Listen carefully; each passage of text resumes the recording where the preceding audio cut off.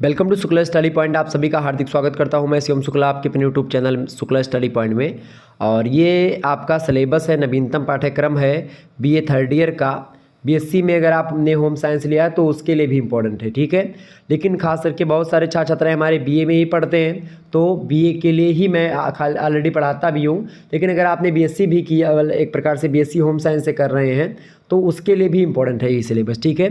तो BSc third year में अगर आप हैं, सेमेस्टर 5 में पहुंच चुके हैं, तो आपको क्या पढ़ना पड़ेगा। और 2 पेपर आपको एक सब्जेक्ट के देने होंगे, और खास करके होम साइंस में आपको बता दूं 2 पेपर आपके होम साइंस के भी होंगे। इससे पहले वाला जो पेपर है यानी पेपर 1 का सिलेबस ऑलरेडी मैं डिस्कस कर चुका हूं। पेपर 1 के सिलेबस में मैंने आपको पढ़ाया था क्या, मैंने आपको को एक प्रकार से क्या पढ़ाया था भाई, मैंने आपको पढ़ाया था सरफेस ऑर्नामेंटेशन ऑफ फैब्रिक। ये आपका पेपर 1 था। पेपर 1 में आपको ये पढ़ना था, ठीक है, ये बात ध्यान रखिएगा। अब पेपर 2 के बारे में हम लोगों को पढ़ना, तो पेपर 1 का सिलेबस ऑलरेडी अवेलेबल है, आप देख लीजिएगा, ठीक है। पेपर 2 के सिलेबस के बारे में चर्चा करेंगे। देखिए यहाँ पर बीए थर्ड मतलब कि BA third year semester 5 home science paper 2, ठीक है, community development and programme planning के बारे में हम चर्चा करेंगे, ये बात ध्यान रखिएगा। आइए हम जानने का प्रयास करते हैं। देखिए 4 क्रेडिट का पेपर है, ये प्रैक्टिकल सब्जेक्ट होता है, तो इसमें प्रैक्टिकल प्रोजेक्ट सब बनाना पड़ेगा आपको होम साइंस में, ये बात ध्यान रखिएगा। 25 और 75 का एक प्रकार से कॉम्बिनेशन है, ये बात यहाँ पर जो है ध्यान मतलब कि ध्यान से देख सकते हैं। कोर कंपलसरी भी ये पेपर है और इलेक्टिव पेपर में भी एक प्रकार से ये आप पढ़ सकते हैं होम साइंस का, ठीक है। तो कम्युनिटी डेवलपमेंट की अगर बात की जाए, तो कम्युनिटी डेवलपमेंट में यानी सामुदायिक विकास बोलते हैं कम्युनिटी डेवलपमेंट को। और ख़ास करके जो अगला आपका है पोर्शन, यानी जिसको आप बोलते हैं क्या बोलते हैं, प्रोग्राम प्लानिंग, इसको बोलते हैं कार्यक्रम नियोजन। तो आपके पेपर का क्या नाम है हिंदी में, पेपर का आपके नाम है सामुदायिक विकास एवं कार्यक्रम नियोजन, ये आपके पेपर का नाम होगा, ठीक है, ये बात ध्यान रखिएगा। आपकी पुस्तक का भी यही नाम होगा। अब आइए हम चर्चा करते हैं कि आखिरकार हमको पढ़ना क्या क्या है इसमें, ठीक है। तो आप सभी लोग फटाफट से एक बार वीडियो को लाइक और शेयर कर दीजिएगा। अगर चैनल पर नई आई हैं या नए आए हैं तो चैनल को सब्सक्राइब भी कर दीजिएगा, क्योंकि मैं लगातार वीडियोस देता रहता हूँ। चैप्टर वाइज वीडियो भी शुक्ला स्टडी पॉइंट पर करवाई जाती हैं, तो आप आसानी से लाइव क्लासेस देख सकते हैं शुक्ला स्टडी पॉइंट पर। मैं क्लासेस जो है रात के 8 बजे या रात के 9 बजे ही हमारी क्लासेस होती हैं, बात ध्यान रखिएगा। आपकी क्लासेस जो होंगी विस्तार से, आप में से बहुत सारे लोग कमेंट कर रहे थे, तो मैं आपको बता दूं आपकी क्लासेस जो होंगी वो विधिवत तरीके से प्रारंभ होने वाली हैं 31 तारीख से, ठीक है। मतलब 31 तारीख के बाद यानी कि सितंबर से मैं विधिवत तरीके से आपकी परीक्षाएं मतलब की तैयारी विधिवत तरीके से आपके करवाने वाला हूं, 5th सेमेस्टर के लिए और 3rd सेमेस्टर और 1st सेमेस्टर तीनों के लिए। तो आप सभी लोग तैयार हो जाइए। इकाई नंबर 1 में हमको क्या पढ़ना है, अभी मैं सिलेबस डिस्कशन कर रहा हूँ, हर एक सब्जेक्ट का सिलेबस हो जाए उसके बाद में हम लोग, ठीक है, मॉडल पेपर चर्चा कर लेंगे, फिर चैप्टर वाइज वीडियो चर्चा कर लेंगे। मॉडल पेपर एक पहले मैं डिस्कस कर दूंगा, या हो सकता है चैप्टर वाइज वीडियो ही पहले डिस्कस कर दूं, तो जो होगा मैं अपने हिसाब से उसको बताने का प्रयास करूंगा। आप लोग बस हमारे साथ जुड़े रहेंगे, निश्चित तौर पर आपके लिए बहुत बेस्ट करने वाला हूं अब की बार। चलिए इकाई नंबर 1 में हमको क्या पढ़ना है, इकाई नंबर 1 में कम्युनिटी डेवलपमेंट के बारे में जानना है।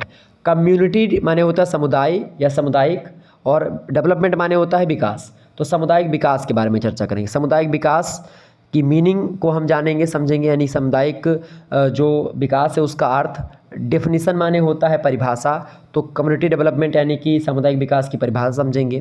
फंक्शंस मतलब कार्य, इसके सामुदायिक विकास के क्या क्या कार्य होते हैं उसको समझेंगे। ऑब्जेक्टिव्स मतलब जो सामुदायिक विकास के जो मतलब उद्देश्य होते हैं उस उद्देश्यों के बारे में जानेंगे। फिलोसॉफी मतलब सामुदायिक विकास का क्या विचार है, क्या दर्शन है, उस दर्शन को समझेंगे।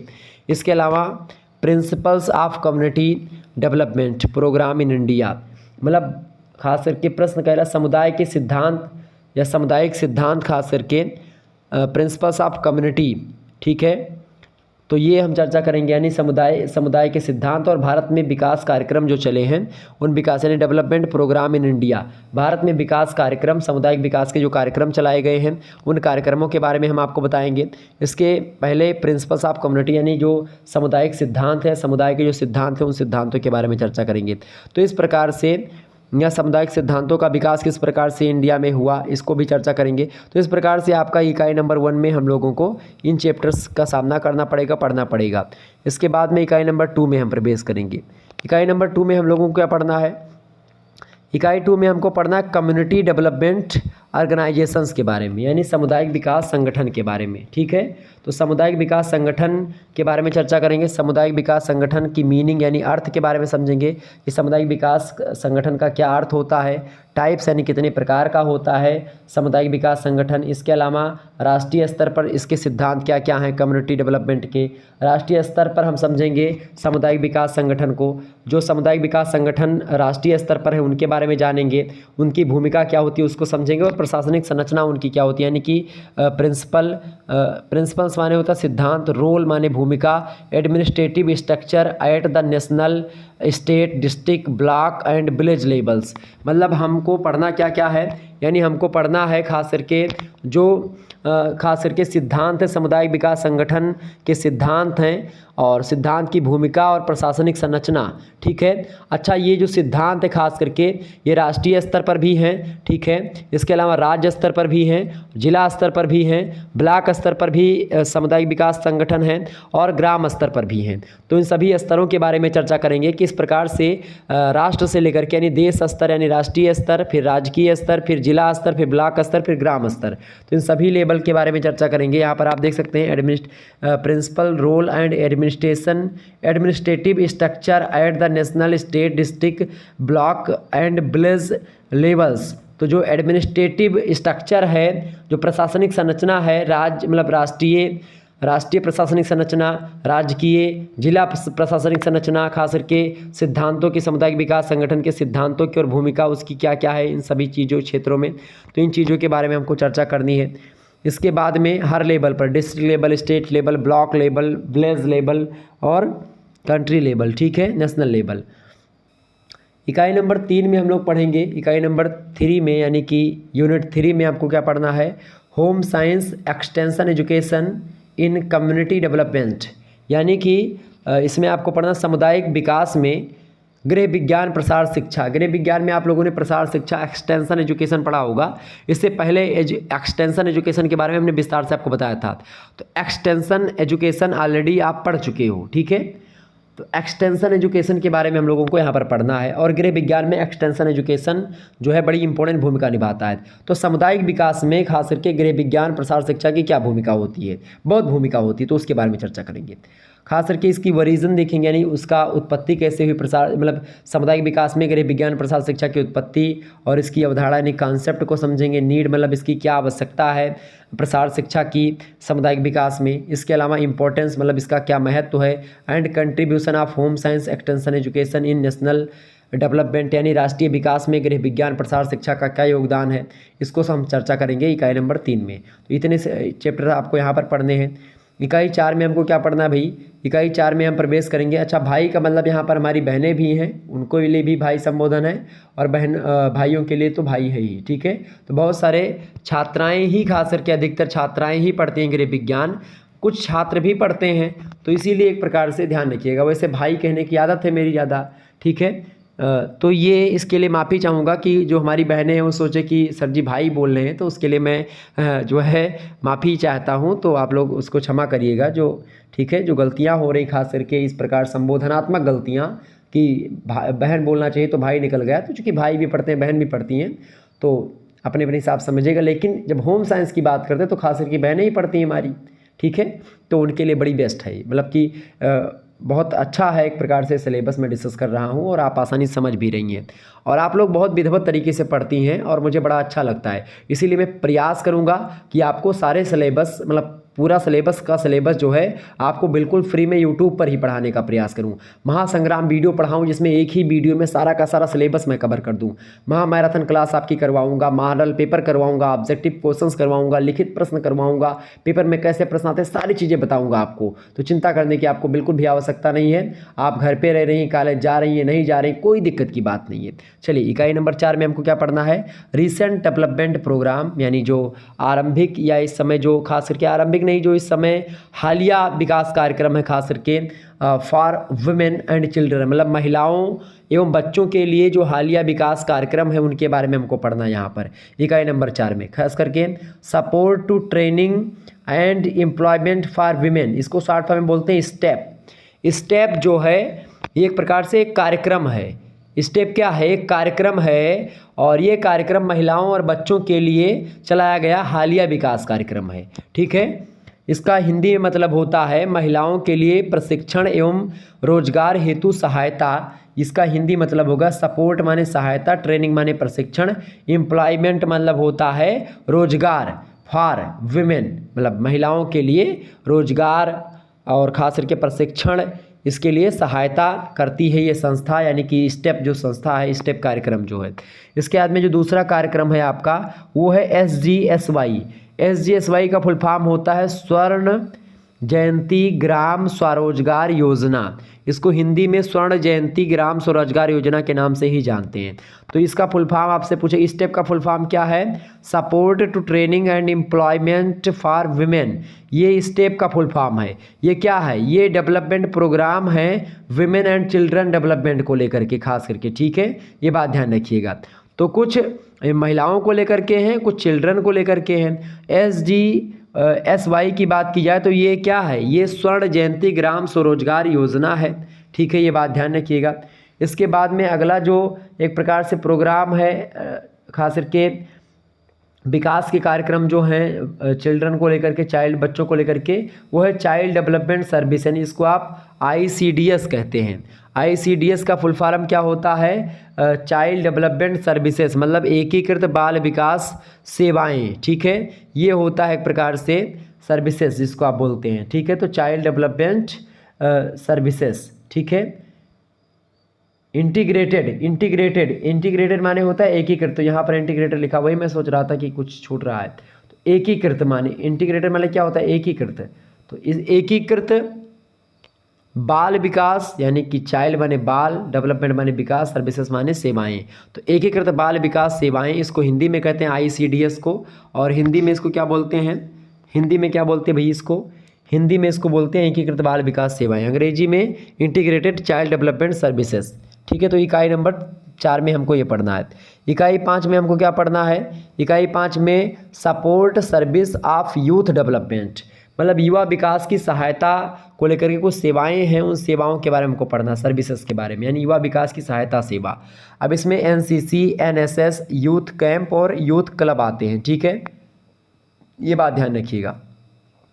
तो NCC क्या होती है, NCC का फुल फॉर्म क्या होता है, NCC का फुल फॉर्म होता है नेशनल कैडेट कोर, यानी राष्ट्रीय कैडेट कोर जिसको आप कहते हैं। NCC की स्थापना हुई थी 16 अप्रैल 1948 ईस्वी को। कब हुई थी, 16 अप्रैल को हुई थी। ठीक है, 16 अप्रैल 1948 को स्थापना हुई थी। ऑब्जेक्टिव में प्रश्न आपसे पूछेगा, NCC की स्थापना हुई थी। NCC की स्थापना करी थी हृदयनाथ कुंजरू ने। मुख्यालय जो इसका स्थित है NCC का, वो स्थित है नई दिल्ली में, ये बात ध्यान रखिएगा। इसके बाद में अगली जो संस्था है वो है NSS। NSS आप सभी लोग जानते होंगे, छात्रों का एक संगठन होता है, छात्र छात्राओं का। NSS जो होता है इसकी फुल फॉर्म होती है नेशनल सर्विस स्कीम, यानी राष्ट्रीय सेवा योजना। ये एक प्रकार से आदित्य विश्वविद्यालय में बड़ी जो युवा छात्र छात्राएँ होते हैं एक प्रकार से शामिल होते हैं, और वो राष्ट्रीय सेवा योजना जो है इसको कहते हैं। तो ये है एक प्रकार से। इसके बाद में अगला है यूथ कैंप। यूथ कैंप मतलब होता है युवा शिविर लगाए जाते हैं, और युवा क्लब भी होते हैं, यानी कि युवा क्लब और युवा शिविर, ये आपको support services of youth development में हमको पढ़ना है इकाई नंबर 5 में। इसके बाद में इकाई नंबर 6 में हम लोग प्रवेश करेंगे। इकाई नंबर 6 में हमको NGO एंड अदर्स के बारे में पढ़ना है। NGO का मतलब होता है गैर सरकारी संगठन होता है NGO एक प्रकार से। NGO का फुल फॉर्म ही होता है गैर सरकारी संगठन हिंदी में। NGO को अंग्रेजी में फुल फॉर्म होता है NGO का। N माने होता है नॉन, ठीक है, G मतलब होता है गवर्नमेंट, और O मतलब होता है ऑर्गेनाइजेशन, मतलब नॉन गवर्नमेंट ऑर्गेनाइजेशन मतलब गैर सरकारी संगठन जो होते हैं वो। ठीक है, और कुछ अन्य संगठन हैं उनके बारे में हमको पढ़ना है यहाँ पर। कंट्रीब्यूशन टुवार्ड्स कम्युनिटी सर्विसेज मतलब जो NGO वगैरह है और जो अन्य संगठन हैं उनका सामुदायिक सेवाओं में क्या योगदान है उसको हमको पढ़ना है, सबसे पहली बात तो ये। इसके बाद में टाइप्स यानी NGO मतलब types and role of NGO मतलब खास करके नॉन गवर्नमेंट ऑर्गेनाइजेशन यानी NGO का प्रकार, यानी कितने प्रकार का NGO होता है, गैर सरकारी संगठन कितने प्रकार का होता है और उसकी क्या भूमिका होती है खास करके सामुदायिक सेवाओं में, इसको हमको पढ़ना है।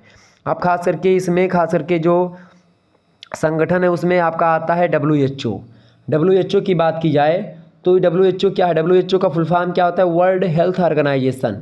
WHO को क्या बोलते हैं? वर्ल्ड हेल्थ ऑर्गेनाइजेशन, यानी हिंदी में बोलेंगे विश्व स्वास्थ्य संगठन। ठीक है। WHO की जो स्थापना हुई है आपको बता दूं 7 अप्रैल को इसकी स्थापना हुई है। 7 अप्रैल 1948 को इसकी स्थापना होती है WHO की। ठीक है। एनसीसी की स्थापना 16 अप्रैल को होती है 1948 में, लेकिन 7 अप्रैल को WHO की स्थापना होती है, विश्व स्वास्थ्य संगठन की स्थापना होती है, वर्ल्ड हेल्थ ऑर्गेनाइजेशन की स्थापना होती है।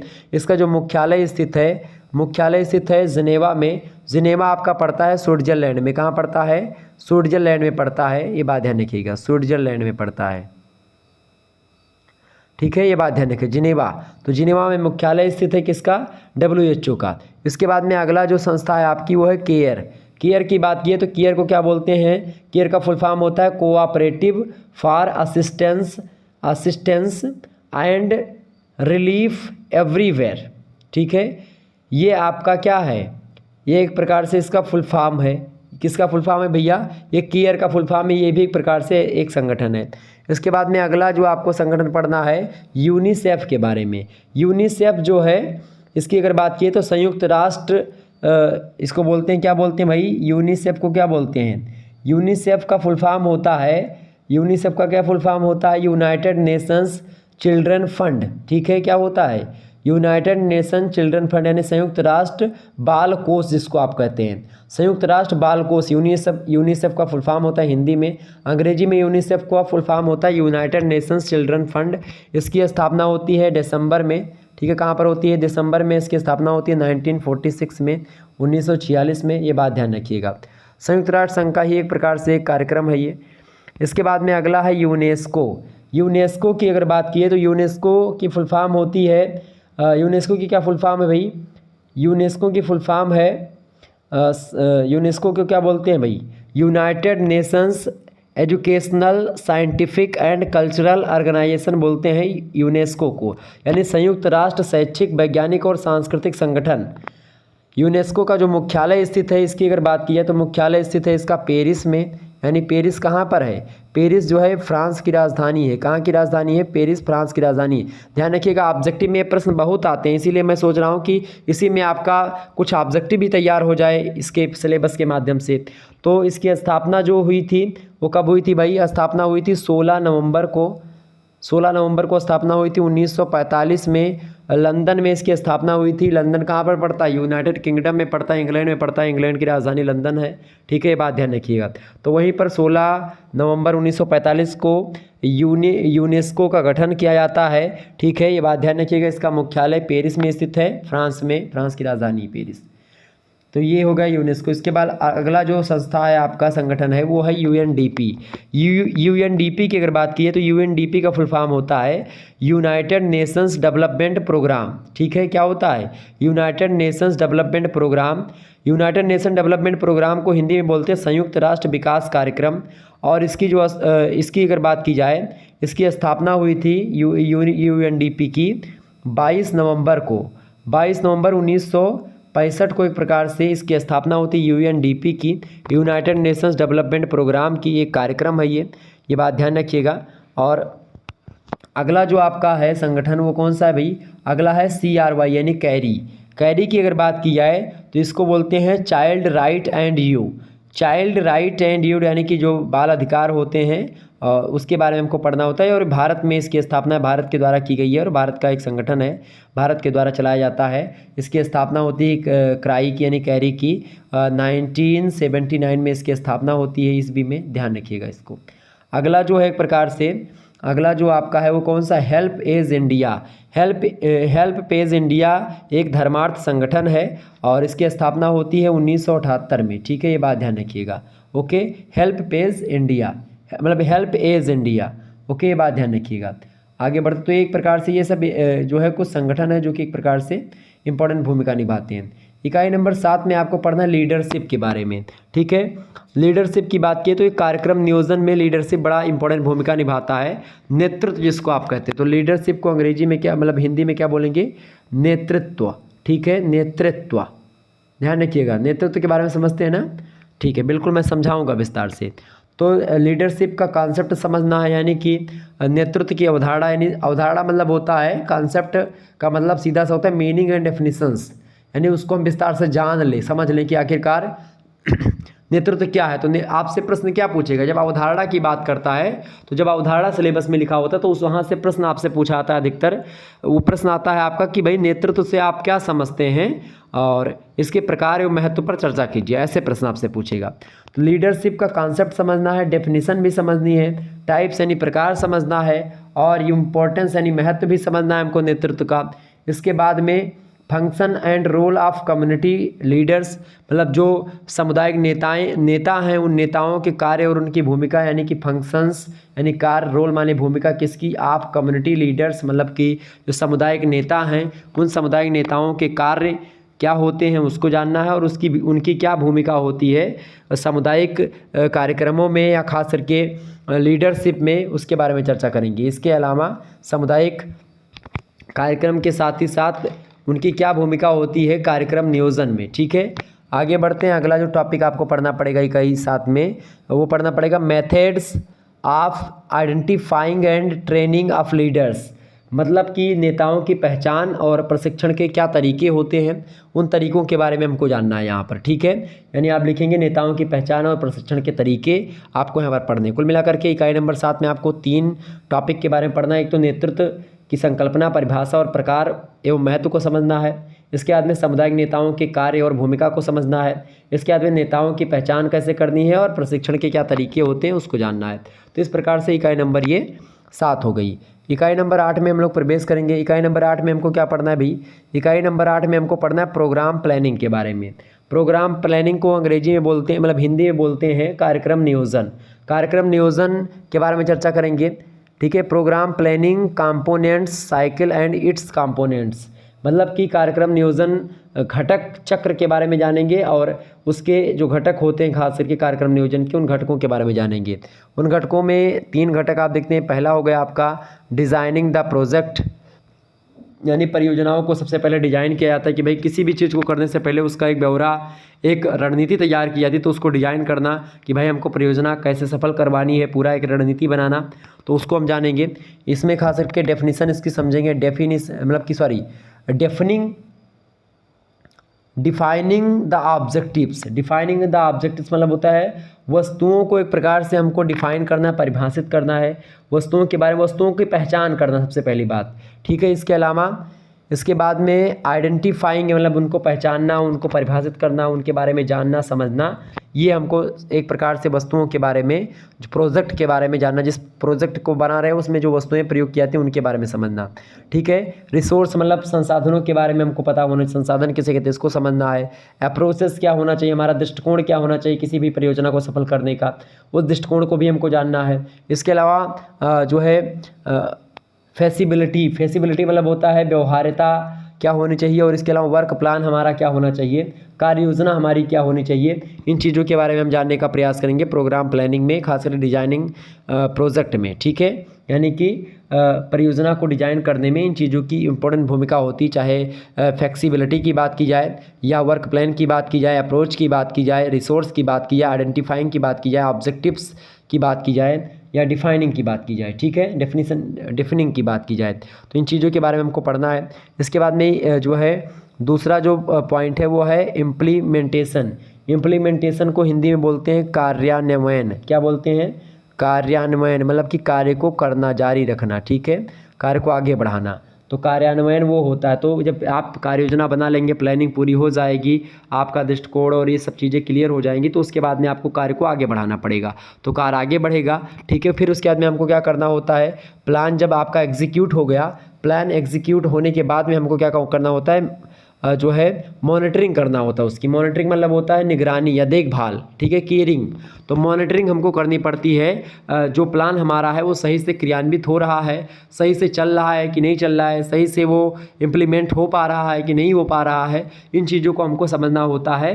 ठीक है, फिर इसके बाद में कार्यक्रम नियोजन में जो चौथा पॉइंट आता है वो होता है एवोल्यूशन का, मतलब मूल्यांकन। जो हमारा कार्यक्रम है वो कहाँ तक सही है, मूल्यांकन लास्ट में होता है। तो हमारा कार्यक्रम जो है, हमारा जो प्लानिंग है, हमारा जो नियोजन है, जो हमने कार्यक्रम नियोजित किया है, वो एक प्रकार से कैसा रहा, उसका उसका मूल्यांकन हमको यहाँ पर देखना है। तो इस प्रकार से 4 फैक्टर होते हैं। सबसे पहली बात तो वर्क प्लान करना, उसको एक प्रकार से प्लान बनाना, पहली बात। दूसरी वस्तुओं की पहचान वगैरह कर लेना, नहीं प्लान बनाना पूरा, पहली बात। दूसरी बात इम्प्लीमेंटेशन, मतलब उसको क्या करना, उसको एक प्रकार से कार्यान्वयन करना, कार्य एक प्रकार से आगे बढ़ा, कार्य क्रियान्वित हुआ, ठीक है। उसके बाद में फिर उसकी निगरानी करना और फिर उसके बाद में हमारा कार्यक्रम कैसा रहा है उसका मूल्यांकन करना, ठीक है। कार्यक्रम अच्छा था या बुरा था इसके बारे में जानना। तो इस प्रकार से आपका सिलेबस कंप्लीट होता है। तो इतना आपको पढ़ना है एक प्रकार से 8 इकाई में, ठीक है, होम साइंस में। क्लियर, ध्यान हो गया आपको। तो ये आपको पढ़ना था पेपर 2 के अंतर्गत home science BA 5th semester में। अब BA 3rd सेमेस्टर, मतलब BA 3rd year 5th semester में आपको पेपर 3 भी देखना होगा और खास करके प्रैक्टिकल होगा आपका, आपकी मतलब कि आपके कॉलेज में ही होगा। उसमें आपको कम्युनिटी ट्रांसफार्मिंग के बारे में आपको पढ़ना है, ठीक है। ये आपको पढ़ना है प्रैक्टिकल, और एक प्रोजेक्ट भी आपको यहाँ पर तैयार करना पड़ेगा। वो कॉलेज वाले ही सब बताएंगे कि कैसे क्या आपको करना है, ठीक है। तो रिसर्च प्रोजेक्ट भी आपको तैयार करना पड़ेगा, ठीक है, सेमेस्टर 5 में। फिर इसके बाद में आप 6 सेमेस्टर में जाएंगे, ओके। और उसमें हम जो चर्चा करनी होगी हम चर्चा करेंगे। 6 सेमेस्टर में आपका यहाँ पर जो पढ़ना है इसके बारे में हम चर्चा करेंगे, ठीक है। वो अभी समय है, 6 सेमेस्टर में जब आप जाएंगे तो चर्चा कर लेंगे, ठीक है। धन्यवाद, मिलते हैं फिर नेक्स्ट वीडियो में। तब तक के लिए जय हिंद, जय भारत। आप सभी का बहुत बहुत धन्यवाद हमारे से जुड़ने के लिए। इसी प्रकार से अपना प्यार हमेशा बनाए रखिएगा। Good night, I love you. बहुत बहुत धन्यवाद हमारे से जुड़ने के लिए। इसी प्रकार से अपना प्यार हमेशा बनाए रखिएगा। बहुत बहुत धन्यवाद।